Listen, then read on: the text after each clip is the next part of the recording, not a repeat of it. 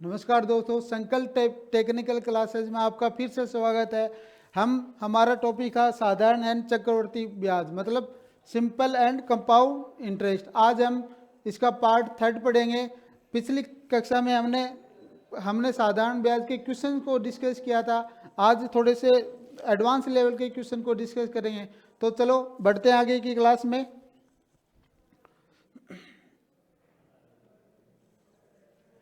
देखो, पहला क्वेश्चन है, ए बी को 600 रुपये 2 वर्षों के लिए तथा सी को 150 रुपये 4 वर्षों के लिए क्या है उधार देता है। ए दोनों से एक साथ 90 रुपये का क्या है साधारण ब्याज प्राप्त करता है। तो ब्याज की दर ज्ञात करो। ठीक है, देखो ए तो क्या बी को कितने रुपए दे रहा है, 600 दे रहा है। कितने वर्ष के लिए, 2 वर्ष के लिए दे रहा है। ठीक, अब देखो ए है वो सी को भी है ना 150 रुपये दे रहा है 4 वर्षों के लिए। तो ए है, ए को क्या है ब्याज के रूप में कितने रुपए प्राप्त हो रहे हैं, 90 रुपये। दोनों से 90 रुपये प्राप्त हो रहे हैं। तो ब्याज की दर बताओ। ठीक है, देखो भाई, ए है वो बी को कितने रुपए दे रहा है, बी को 600 रुपये दे रहा है 2 वर्ष के लिए। ठीक, अब ए है वो सी को कितना दे रहा है, 150 रुपये दे रहा है 4 वर्ष के लिए उधार दे रहा है। 150 रुपये सी को दे रहा है 4 वर्ष के लिए। अब देखो, मान लो यहाँ पे रेट थी आर और यहाँ पे भी रेट क्या है आर। इन दोनों से क्या है अपने को उसको 90 रुपये का क्या है सिंपल इंटरेस्ट प्राप्त हो रहा है। ठीक है, तो देखो सिंपल इंटरेस्ट यहाँ से क्या है, मूलधन गुणा दर गुणा समय बटे 100।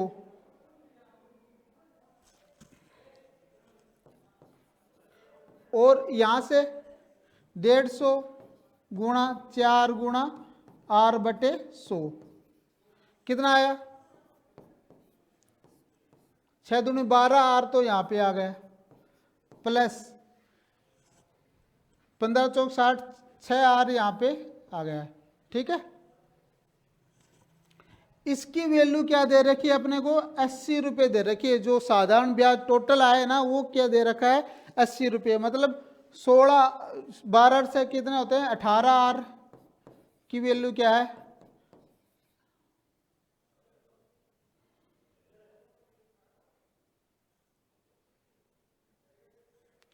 एक मिनट, नहीं 90 रुपये दे रखी है, सॉरी।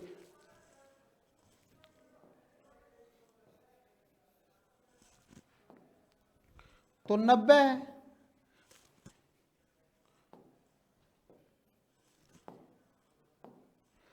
अठारह आर की 90।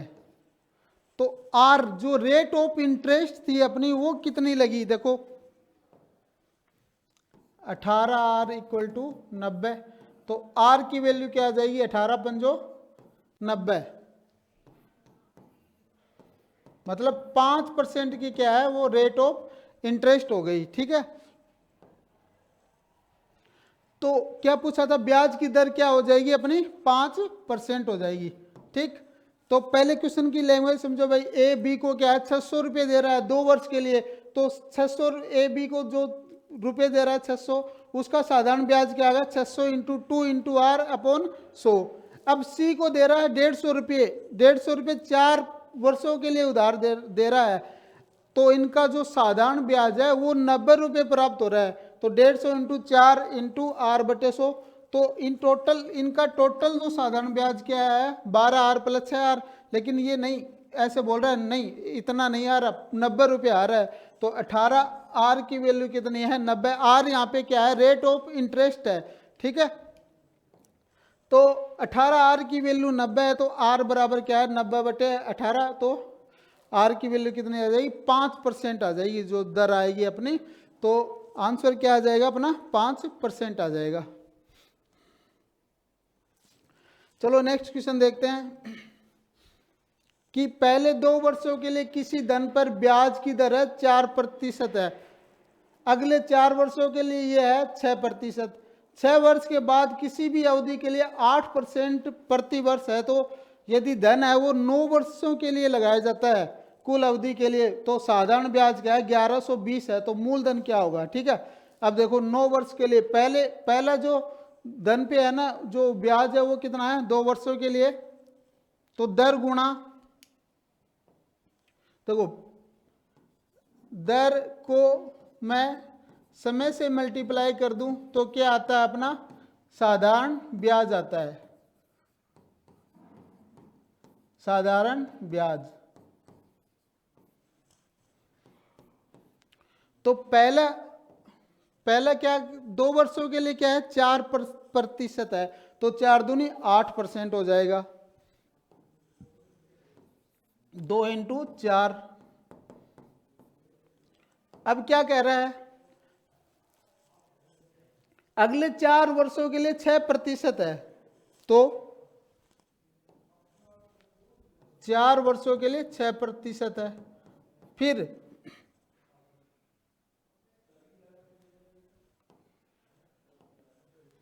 अब कह रहा है कि यदि धन पर 9 वर्ष है, टोटल कितने वर्ष है 9 वर्ष है, देखो 4 और 2 6 हो गए। अब शेष कितने हुए,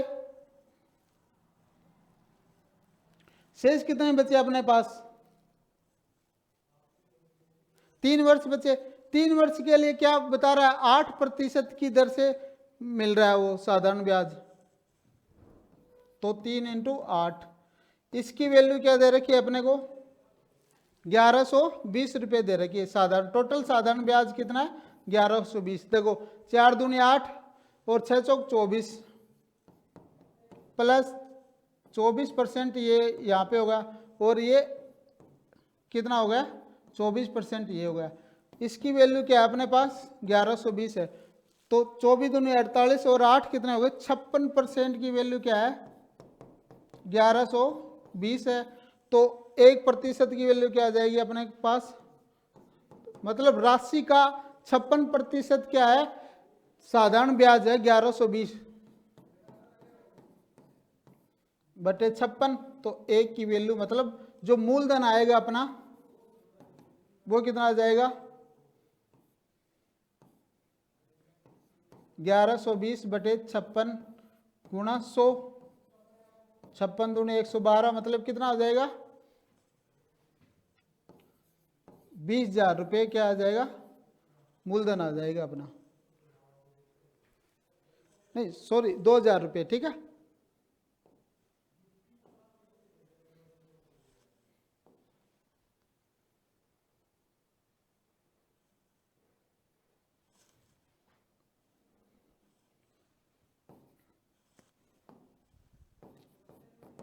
तो क्या पहले क्या था क्वेश्चन क्या था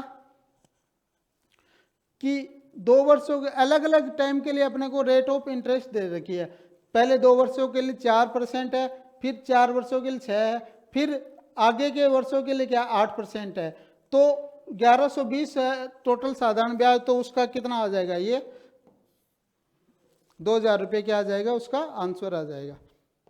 चलो नेक्स्ट क्वेश्चन देखते हैं अपन। एक व्यक्ति 3 भिन्न भिन्न योजनाओं में 10%, 12% तथा 15% के साधारण ब्याज की दर से क्रमशः 6 वर्ष, 10 वर्ष और 12 वर्ष के लिए धन निवेश करता है। मतलब फर्स्ट प्रकार की योजना है, ठीक है।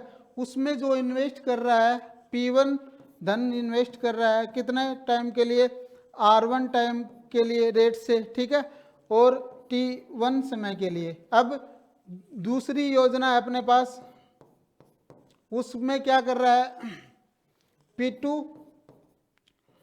और R2 टाइम के लिए कर रहा है और रेट के लिए, और T2 टाइम के लिए। और तीसरी योजना में क्या कर रहा है P3 कर रहा है R3 रेट से और T3 के लिए। अब ये कह रहा है कि पहले में क्या 10% 6 वर्ष के लिए कर रहा है, फिर 12% 10 वर्ष के लिए, फिर 15% 12 वर्ष के लिए कर रहा है। लेकिन जो योजना के समाप्ति के बाद जो ब्याज है ना वो समान ब्याज प्राप्त होता है, तो उसका निवेश में जितना धन जो मूलधन लगाया था ना वो कैलकुलेट करना है, ठीक है। तो देखो P1 गुणा, पहले में क्या कर रहा है 10%,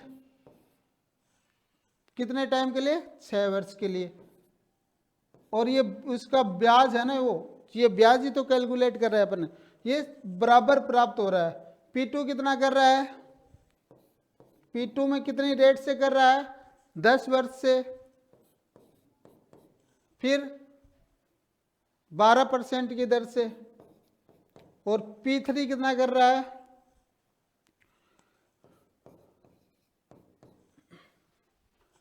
15% से 12 वर्ष के लिए। ठीक,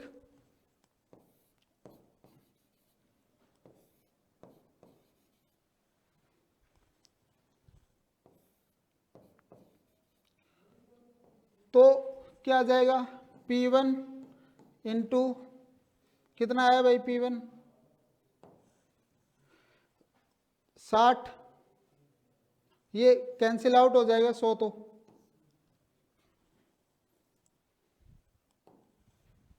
60 आ गया, और P2 कितना आया अपना 120, और बराबर है किसके,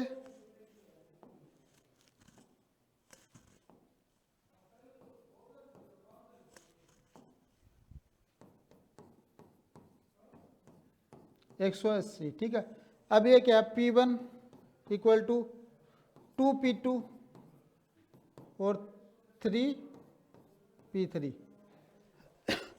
अब P1 और P2 और P3 का जो रेशियो आएगा वो क्या आएगा, देखो P1 लिखेंगे, अगर P1 लिखते हैं तो क्या है, P1 को छुपा लो और इनको मल्टीप्लाई कर दो, फिर P2 लिखते हैं तो P2 को छुपा लो और P3 और P1 को मल्टीप्लाई कर दो। अब P3 का लिख रहे हैं तो क्या आ जाएगा, P1 और P2 को आपस में मल्टीप्लाई कर दो। अब जो रेशियो आया ना, जो उसने धन निवेश किया है वो क्या आया, 6:3:2 अनुपात में वो क्या है, अपनी योजना में धन निवेश कर रहा था। ठीक है, तो आंसर कौन सा हो जाएगा, 6:3:2।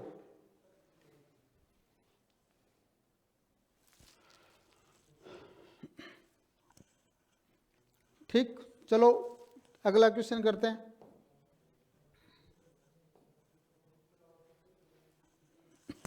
कि 10,000 की एक राशि का कुछ भाग 8% वार्षिक दर पर तथा शेष 10% वार्षिक दर पर उधार दिया जाता है। यदि औसत ब्याज की दर 9.2 प्रतिवर्ष है तो वे दोनों कितना भाग होगा इसका। ठीक है, देखो अगर एक कुछ भाग एक दर से दे रखा है और कुछ अलग दर से दे रखा, तो क्या है, दोनों को टोटल में जो आता है अपना औसत ब्याज आ रहा है, तो उसको क्या है अपन एलिगेशन मेथड से करते हैं, मिश्रण के मेथड से।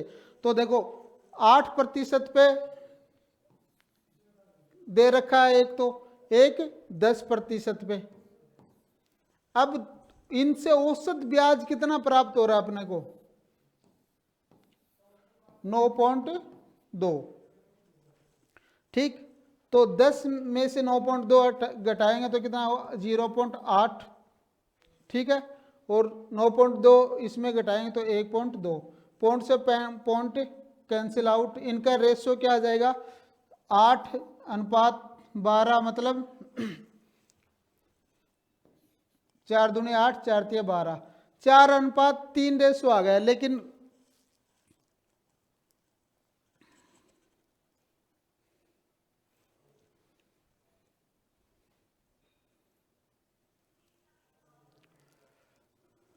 एक मिनट,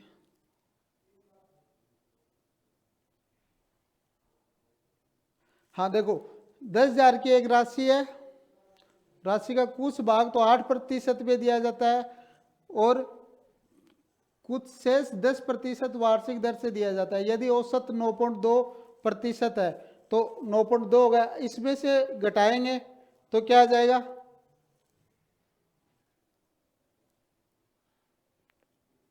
1.2 आ गया, सही है। 10 में से 0.28, पॉइंट से पॉइंट कैंसिल आउट हो गया, सही है। अब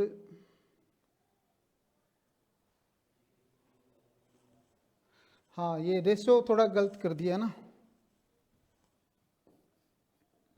4 से काट रहे हैं तो 4 दूनी 8, 4 तिया 12, रेशो क्या आ गया 2:3 आ गया।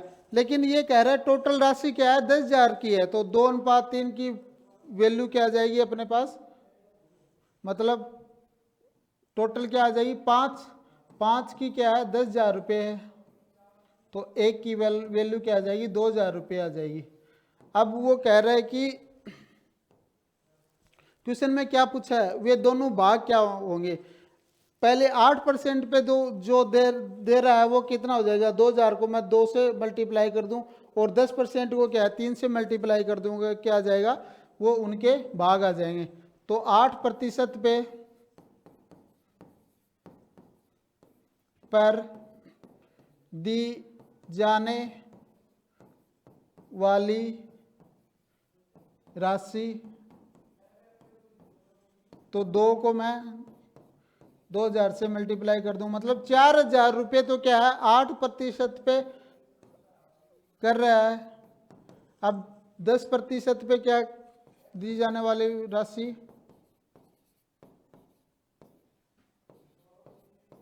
दी जाने वाली राशि, उसका रेशियो क्या है अपने पास 3 है, तो 3 × 2,000 6,000 रुपये आ जाएगी। ठीक है, तो वो आंसर क्या आ जाएगा अपना ए वाला 4,000 और 6,000 रुपये। ठीक है, मतलब ऐसे क्वेश्चन को क्या है अपन मिश्रण के मेथड से करते हैं, एलिगेशन मेथड से। ठीक है, चलो नेक्स्ट क्वेश्चन देखते हैं।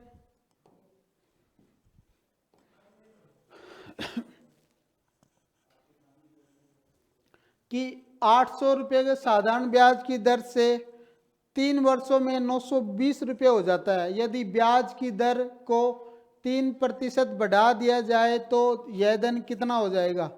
ठीक, देखो 920 तो हो जाता है, अतिरिक्त वृद्धि कितनी हो जाएगी, अगर मैं 800 का 3 वर्षों में 3% और निकाल लूँ तो क्या है वो अतिरिक्त वृद्धि हो जाएगी, मतलब उसका धन है वो कितना हो जाएगा, ये अपना आंसर आ जाएगा। ठीक, देखो अतिरिक्त वृद्धि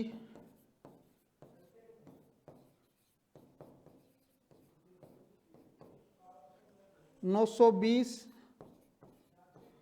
प्लस मतलब टोटल धन 800 का 3 × 3%। ठीक है, तो 920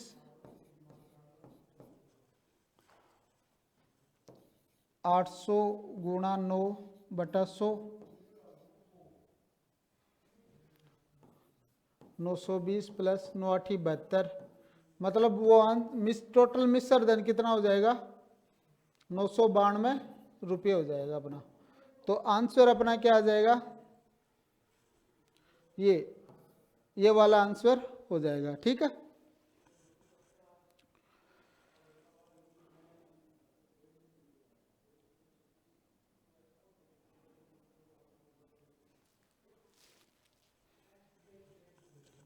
चलो अपना नेक्स्ट क्वेश्चन देखते हैं।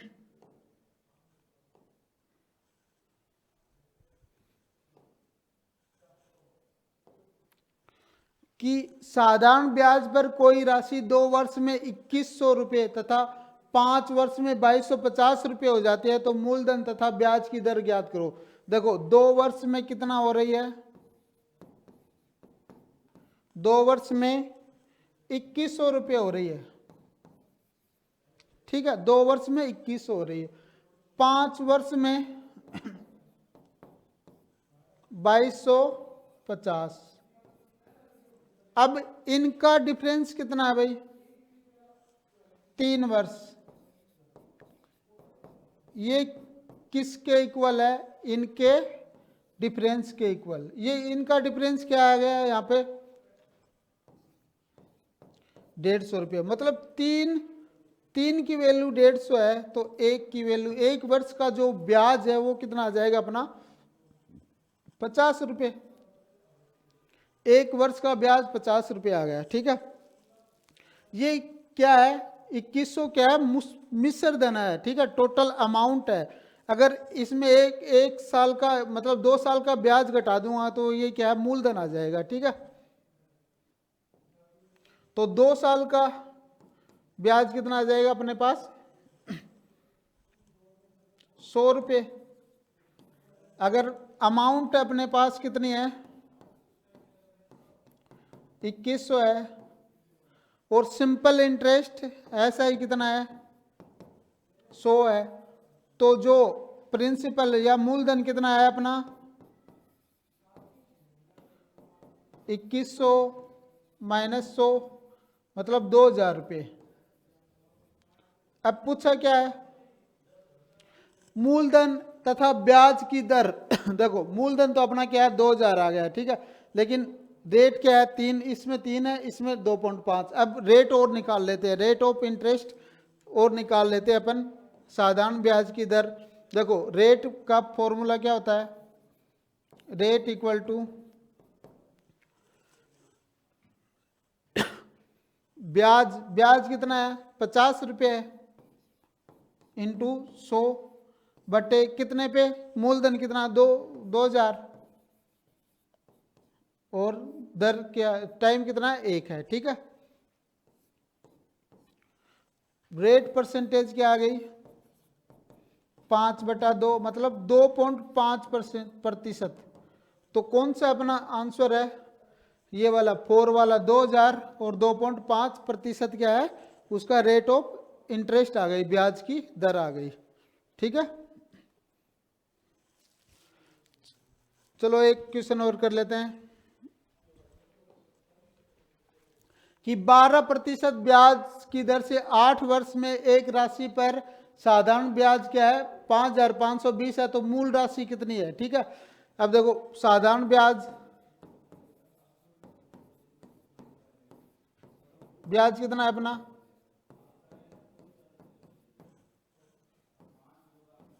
ठीक है 5520 रुपये।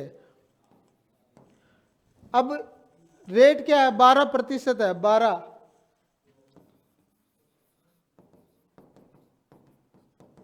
और टाइम कितना दे रखा है अपना 8 वर्ष। तो पूछा क्या है मूल राशि मतलब प्रिंसिपल कितना है मूलधन कितना अपना, तो मूलधन का जो फॉर्मूला होता है वो क्या है साधारण ब्याज इक्वल टू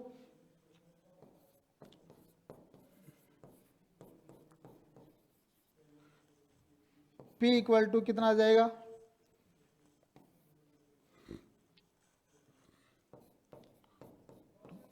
8, तो कितना आ जाएगा 5750 रुपये क्या आ जाएगा अपना मूलधन आ जाएगा इसका। ठीक है,